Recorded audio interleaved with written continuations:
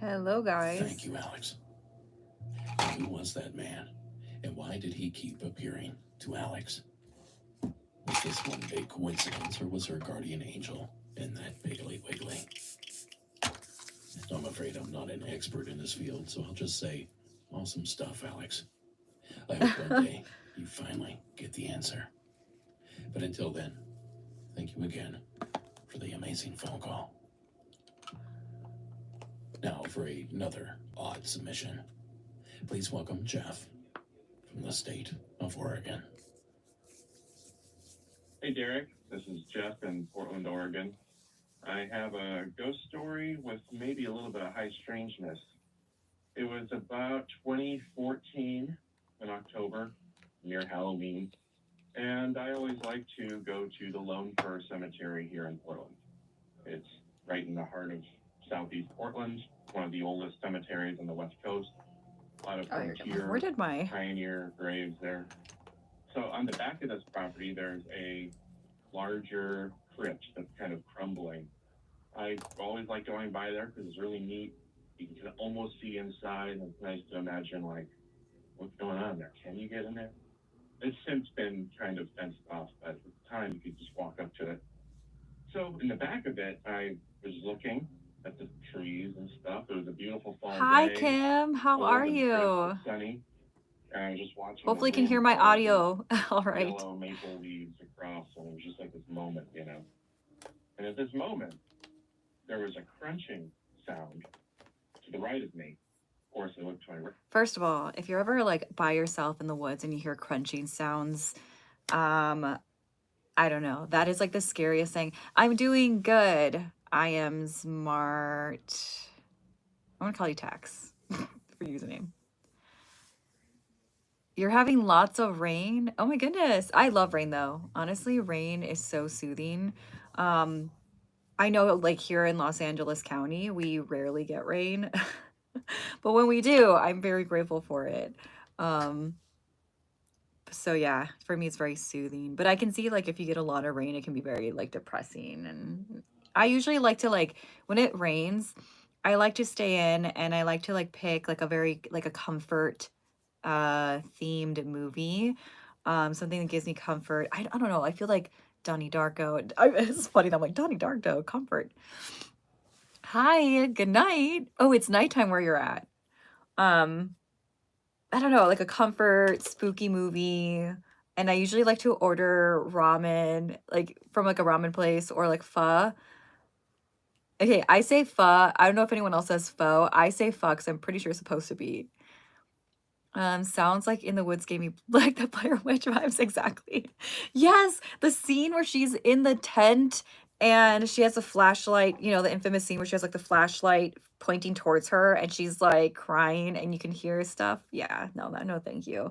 That movie like traumatized me. I genuinely thought that movie was real for the longest time ever. So I think I had been like maybe 7 or 8. I was really young. I was like below the age 10 and older than 7. So I don't remember right now how old I was when the movie came out, but I remember that my older sister took me to the movie theater to see this movie and I was terrified and I was so traumatized by that. And then like I think a couple months later MTV Movie Awards would be like the actors would come out and be like, "Sorry, we tricked everybody. It is 1:46 a.m." Oh my goodness. Well, thank you for hanging out with me that late. But yeah, like the crunchy leaves. Okay, let's see what. Hi, Chris. It sounded like someone was walking up to me. It was clear. It was crunch, crunch, crunch. It No wasn't a squirrel. freaking crunch. There were no birds. Nothing around. It wasn't a sound or pitter patter. I don't think birds would do crunch, right? It was clearly someone walking up to me, but there was no one there. I heard the crunch. Didn't see any evidence of the crunch. And it came up right up to me from about 10 feet away and stopped right next to me on my right side. And at that exact moment, someone called me on my phone. I picked it up, and I was like, hello? I saw it was my dad, and I picked up, and I'm like, you will not guess what just happened. And he's like, well, I don't know. Try me. Well, I told him the story. Hi, He's like, "Where are Alfie. you?" And he goes, "I'm on my way back from a funeral."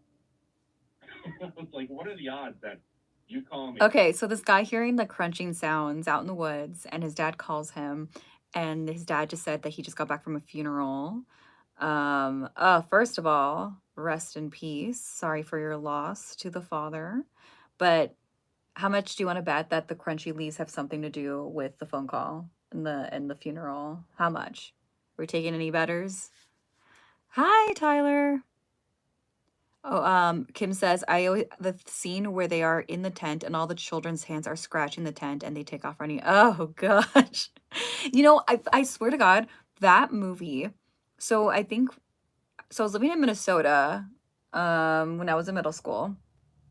And I think like so I think I said I was like below the ages 10, but a couple years after the fact, I would be in middle school. We would have to do like this trip to northern Minnesota and we would all have to do like this camping trip, and I remember that there was this part where we all had to like go out and like use a compass, obviously like in a woodsy area. And I'd always think of the freaking movie The Blair Witch Project. It scared me. Always wanted to buy the book she has in the movie, How to Stay Alive in the Woods. Okay, now I'm gonna have to rewatch this movie. Like I think it's time to rewatch The Blair Witch Project because now I'm curious. Oh, thank you for the hug. But yeah, just like so yeah, that was me, northern Minnesota, and we had to learn how to use a compass. Like how Minnesotan is that? I swear to God, they're just like, we're gonna take you to northern Minnesota in middle school and you're gonna learn how to use a compass and also learn how to like we literally were like learning like all this wilderness stuff, which is cool. Like I appreciate it. Like I think that's great. I don't know if kids are doing that these days. Don't know. But for me, when I was living out there in Minnesota, I think that was really cool. Um, and I would end up actually having to do a trip like that twice in middle school.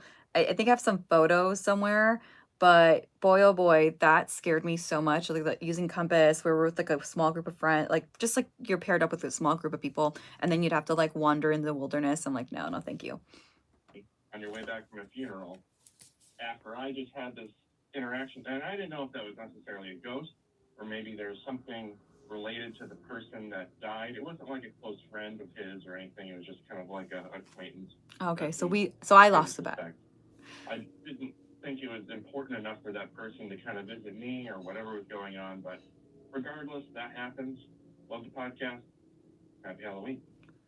Okay, so he revealed that they weren't close to the person that passed away, but I mean, it's interesting that he decides to include it in the story because part of me is like, okay, if you weren't close and you don't think so, clearly something in your psyche does think so because you wouldn't be bringing it up in the story if you didn't think that this funeral had anything to do with the fact that you were sensing crunchy leaves.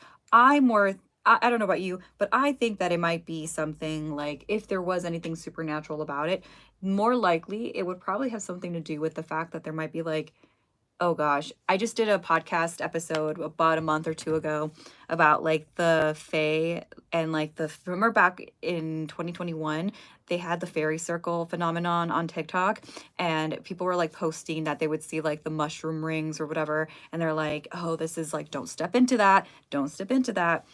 So I'm more inclined to think of like, well, if you do think it is something supernatural, what, my question for this person who called in would be rather than pointing out maybe something that could be in the woods, why did you include the phone call and point out the funeral? Like, I mean, there must be something. There must be something more to it. I don't know. That's just me overthinking it. Thank you, Jeff. And a happy Halloween to you as well. Yet another mystery. Oops. Kim says, I remember watching a video, I think by Mr. Nightmare, where this guy was camping by himself and he kept hearing someone out by his truck. He didn't get out, but he could hear it. I think he saw handprints, oh my gosh, or footprints by his truck. Interesting. Okay, it's interesting that you're pointing out this, Kim, because I was just talking to a friend of mine because we're trying to like make a list of like haunted places to visit or investigate with one of my really good friends. She lives out here in Los Angeles, and we were making a list of places, so stay tuned for that because I really, really am excited to do some spooky stuff with her. And so, one of the stories that I remember reading about, there is a place somewhere like north from here where you go to this haunted road or a haunted bridge. And I feel like most states have this story, I think, because I've heard it in Colorado too, but there is also one here where if you go to this place, and you put like flour or something outside of the windows of your vehicle and you sit there past like midnight, you'll see like handprints appear on on the windows of the car. um but I feel like I've heard some of this stuff, so it's interesting. Wonder where the Mr. Nightmare story, like what part of the world he was sharing that story on.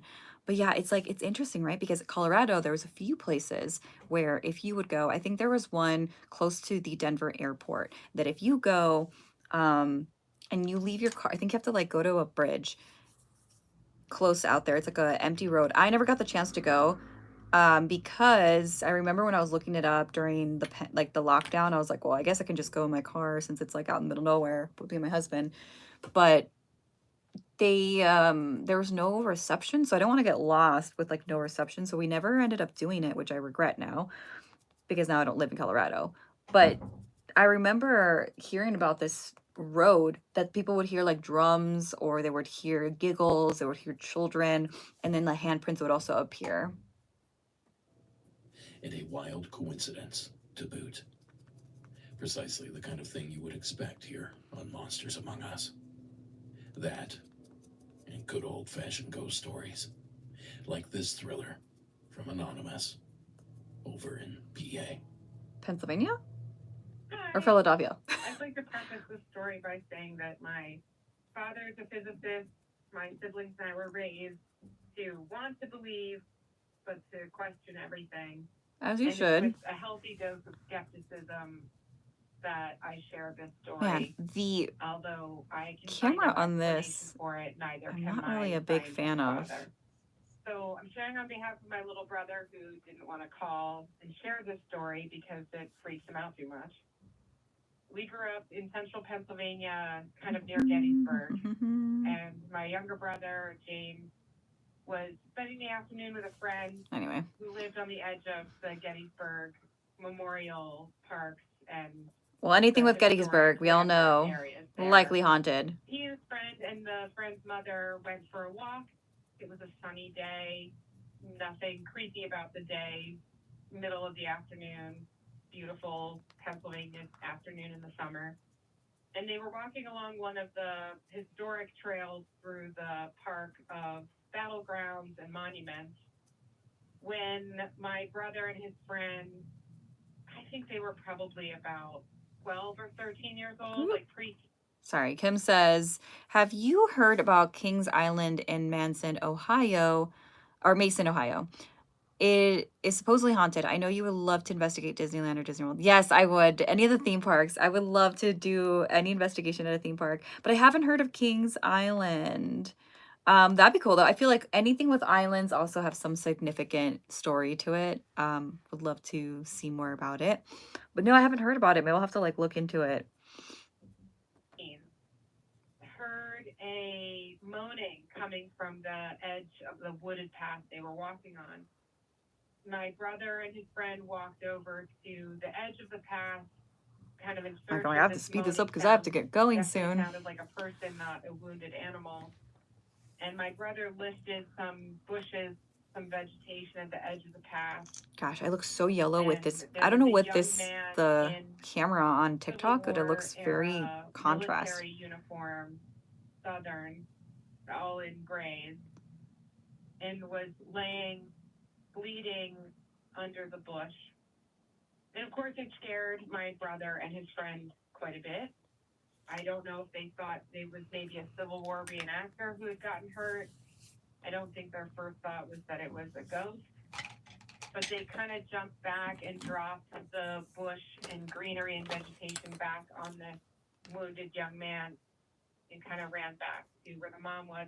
Also, if for those of you that are on the TikTok live, I would so appreciate it. I saw that someone shared the live. Thank you for sharing. But if you would be so kind to make sure that you tap and send some likes on here, just so that way it gets notified to other people that want to join the live and want to hear these spooky stories. Also, people over here on the YouTube side, you guys are so sweet.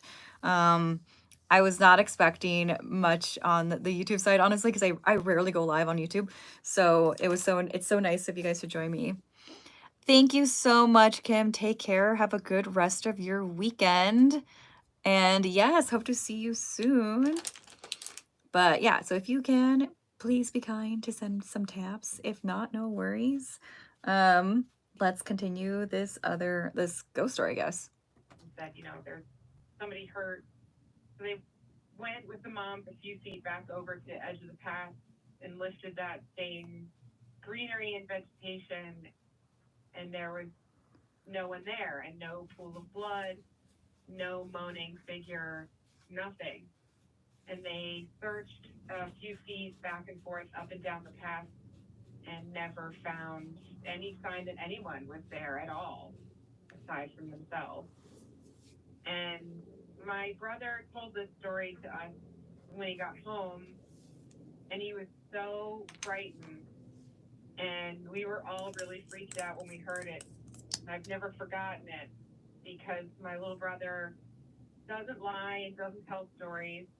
He was always a good boy and a good little Boy Scout and son of a scientist. And we all sort of mocked the boogeyman and kind of anything you can't measure or see with your own eyes.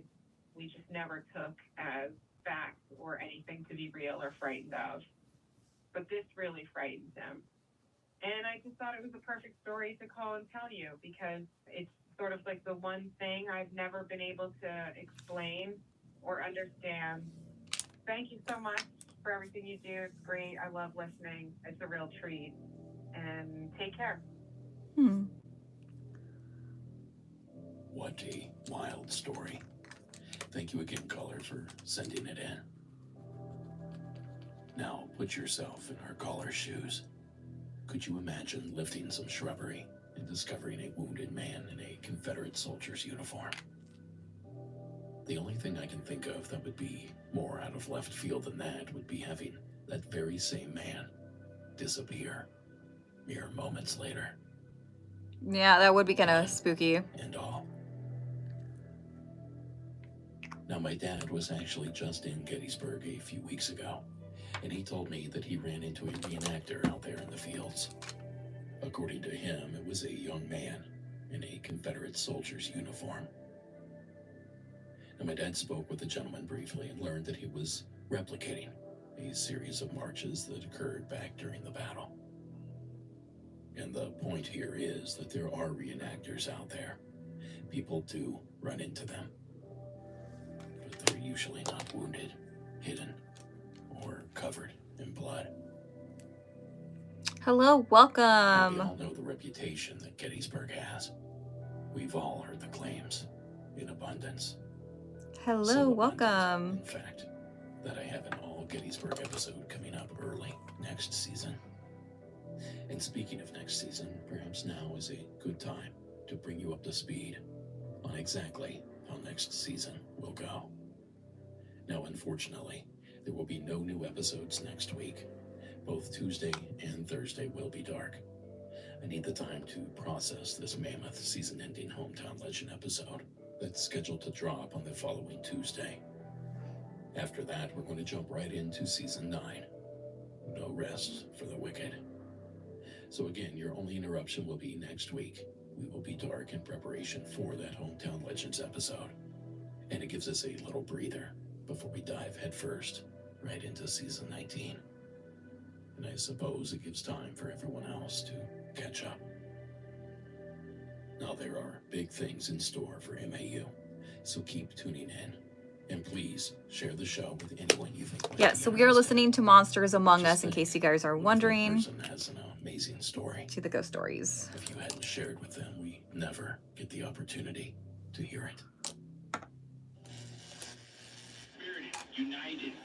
a team that was difficult to play against. Tax day just became max. Oh gosh, we're skipping this. We're super. Experience that I had when I was about 13 years old. It was me, my two siblings, and my grandmother. It's weird. I never known Ouija boards to like tell the future. But Well, being 13. yeah, so okay, let me clarify that because I have a Ouija board back here, and I have another one right here. I got this one from Vibe Below back in October. So I think there's so many misconceptions. Yes, LV Monsters Among Us. So the thing about Ouija boards, they're in the same category as like tarot, pendulums, any divination stuff. I know here on TikTok, the very popular live streams are those that are tarot readers, oracle card readers, and even pendulum readers.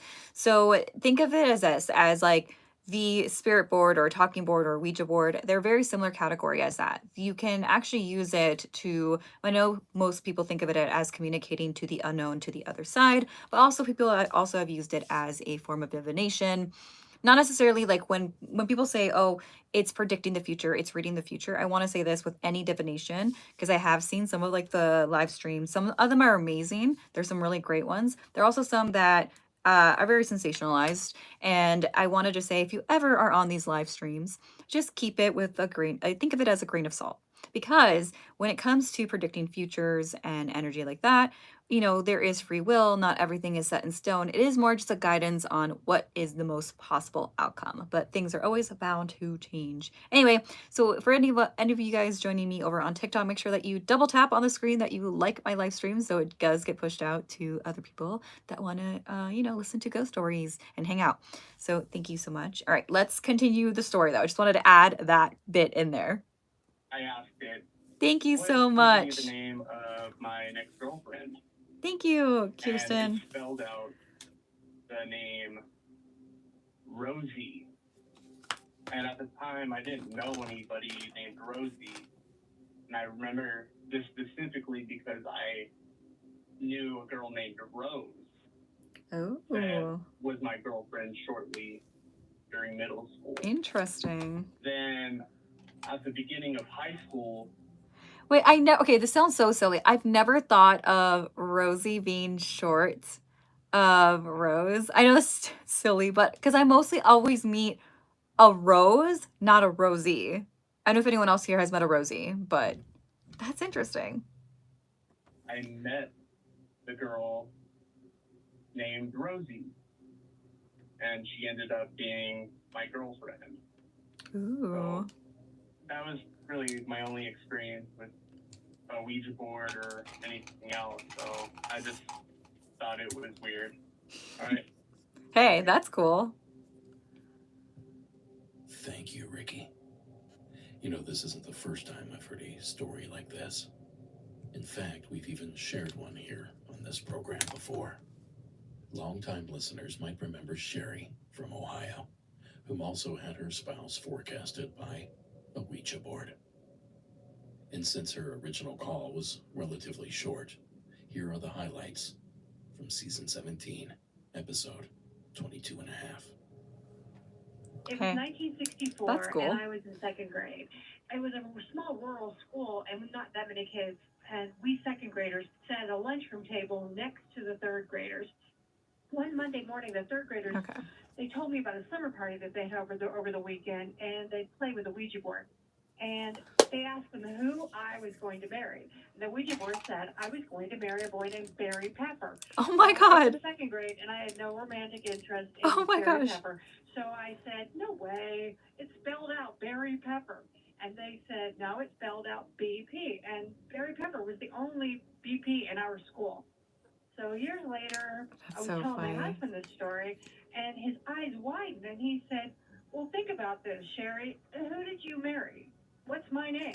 And I said, Brian Purcell. Oh, BP. So I did end up marrying a BP. That's funny. I don't know. The two seem awfully similar to me. But maybe it's all just a coincidence. And maybe both of these quote-unquote predictions, too, were just happenstance. Or maybe Interesting. those little boards are more powerful than we originally thought. Well, yeah, they're not just Either scary way, stuff. I thought it was a fun story, and with Sherry's tie-in, it's the perfect addition to tonight's program. So if you like that story, make sure that you double tap like Of those callers. the live so it can be sent out to other people to Well, join. folks, I said it before, and I'm going to take Spooky a brief story moment time. to say it again, just so that it sticks. Please share the program with others. That is bar none the best way for us to grow as a program, and the best way for us to ensure that fresh stories continue flooding into my inbox. So give us a share on social media. Tell your friends about the show. Hell, tell your enemies. Either way, we'd really appreciate it if you could help spread the word. Because we certainly don't want those fine folks to miss out on stories like Willem's, from a city I know well and hold dear. Willem from Los Angeles. Welcome back to the program. Hello, Derek Hayes. This is Willem from Los Angeles, California. This is a secondhand story that my mother told me. My mother was a choreographer and a dancer, so she was very involved in Hollywood. She would have parties with lots of big names and whatnot. This is maybe late 80s, early 90s. And she had a party where a bunch of these big name people would have been there. And one of the people was River Phoenix. And River, that's so sad. Later, he died. That Yep. comes into the story later, I suppose. So my mother and her two friends were sitting around, and they were talking about the house and how they felt like it was haunted. So they thought they would do this experiment where they lit a candle and they sat around it and they asked it questions. When it was moving, it didn't mean anything, but when it went still, it was a yes, because maybe there's wind in the air, whatever it is. Yeah. So they would ask it questions like, were you a doctor? Were you a male? Were you a female? And when they were asking the questions, it would either be moving, and so that was a no, and when it went stiff and it went straight, they said that that was a yes. They asked the candle if there's a spirit here. How was the play that I went to? Oh my goodness. Thanks for asking, John. So, yeah, last night I went to a play called Yabor. Oh gosh, I should know it. I mean, I'm so bad right now with I'm really bad with names. Like it takes me a few times. I'm very visual. I'm a very, very visual person, but it was great. I enjoyed it. I actually, one of the writer or director, she actually let me investigate. I paranormal investigated her apartment with a few people a while back. I have yet to post the footage on there. Maybe I should just I'll probably do that, but I'll probably end up doing it over on YouTube just because it's like a longer. I have a lot of stuff that I wanted to highlight, so maybe I'll just do it over on YouTube.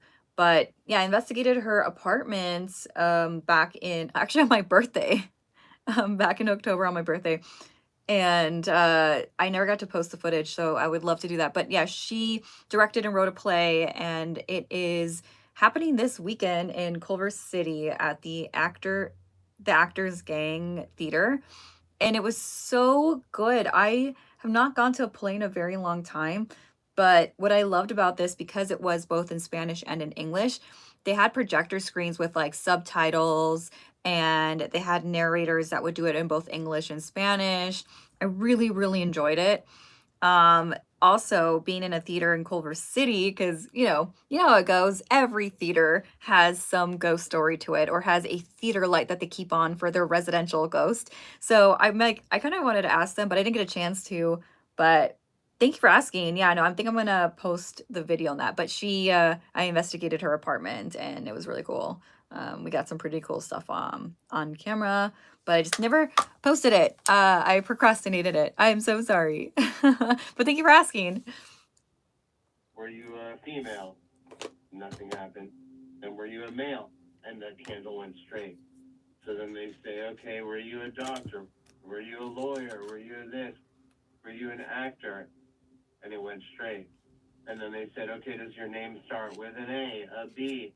and it went all the way to R, and it went straight. And they basically spelled out the name, and it apparently spelled out river. So my mother, knowing that River Phoenix was at our house a few days before, really got Oh, that's chills. wild. And in her recounting of the story, it was so apparent to her that it was River Phoenix coming through this candle. Whatever else they asked, I'm really not sure, but I did find it interesting that amongst the many spirits that might be in this house, in this 1950s built home in the Hollywood Hills, there might be River Phoenix chilling out and hanging at one of the last places that he went to a Hollywood party at. Anyway, love the podcast. It's the best. You guys are the best. Love y'all. Thanks, Willem. That's Good old interesting. River Phoenix. And for those that don't know who he was, here's a quick news bite that ran the day that he passed away. October 31st, 1993. And the mysterious death of actor River Phoenix is also shaking the film community tonight. The 23-year-old Phoenix collapsed early this morning and died a short time later. It So happened sad. outside a West Hollywood nightclub. Very sad. Phoenix's friends say he had been acting strangely shortly before he collapsed. The young actor made his name in such films as Stand By Me and My Own Private Idaho. An autopsy is scheduled to determine the cause of Phoenix's death. That's so sad. Now, I couldn't find the exact source for that clip, but I'm certain that it's from a local Los Angeles affiliate. And that cause of death was an accidental drug overdose. He passed away right there on the front steps of the Viper Room, a club owned by Johnny Depp at the time. A club that wasn't all that far away from Willem's Hollywood Hills home. Now, I had Delaney do some digging, and she did not find any reports suggesting that River haunts the Viper Room after his passing. Nor does he seem to haunt it today, because from what I can tell, it's still open. But there's no denying that those hills are full of magic, Willem. So you never know who might just be hanging around. Lord knows there are certainly worse places you could be. So thank you again, Willem, for sharing the tale. And as always, it's great to hear from you. And folks, that leaves us with one more entry. One more entry. One more call to share with you here this evening. I'm also This wrapping one up is yet myself. another entry out of California. So please put your hands together and welcome Leslie from the Golden State. Hi, my name is Leslie. I live in Fallbrook, California, and I got a really great story for you. Okay, I just started listening to the show. I heard a Grim Reaper story the other night. Oh, and Grim it Reaper totally story. just brought back this experience I had a couple years ago. I was working at Escondido for a chiropractor. I was at my desk, and the waiting room was right there. It was just a normal day, nice sunny day, around maybe 10 o'clock in the morning. My patients were coming in, signing in, saying good morning to them. And this one patient came in that she hadn't been in a while. She was signing in. I don't watch soccer movies. She's all that. It was like my higher power just started screaming at Amanda me Bynes. to Does that not count? look at her, not touch her. Or she's a man, sorry. I saw this big black cloud around her that was hugging her from behind. There we And it go. was like every cell and hair and everything stood up on the side. And I listened to my higher power, which I really don't listen to it all the time. She's a man. I'm in my face and I don't That's listen to it. So I was really listening to it right at that moment. I just thought, okay, I'm just not going to look at her. I'm just going to do what myself is telling me to do. Come to find out, she had died that night. That's The sad. next day that she had died. I immediately knew what it was. It was the Grim Reaper holding her from behind. And she looked dead. She already looked dead. It was the most incredible experience I've ever had. It shakes me to the core till this day. Yeah, I just wanted to share that with y'all to let you know that this stuff is real, and if you are sensitive and Sorry, I'm open laughing to at something that's on the it comment, wants not the to story. you. All right, you guys are awesome. Thank you so much for being there. But for that us. is scary AF. We love you. Take care. Bye. Thank you, Leslie. That is scary. You know what is what has given me the chills? So on Reddit forums and stories of hauntings in hospitals, the ones that are like giving me like the chills, because she's talking about the Grim Reaper and like the possibility of the Grim Reaper showing up.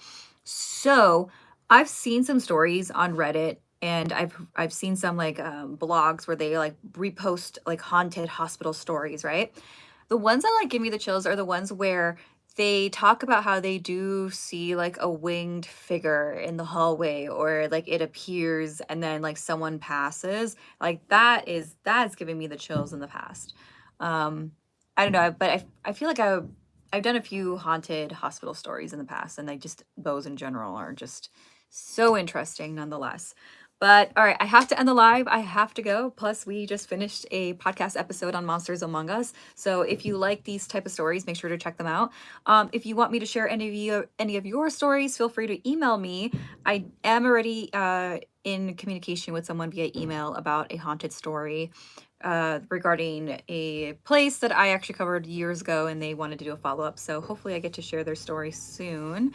But yeah, I also have a podcast called Getting Strange with Steffany Strange. So again, if you want to share any stories on there, feel free to reach out in my email. But I'm going to end the live. Thank you guys so much for joining me, and I will talk to you guys later. Bye. I'm going to end the live over here on TikTok, and I'm ending it here. Bye. Thank you.